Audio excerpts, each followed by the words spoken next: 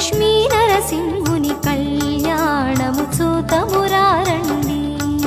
లక్ష్మీ నరసింహుని కళ్యాణము చూతమురారండి.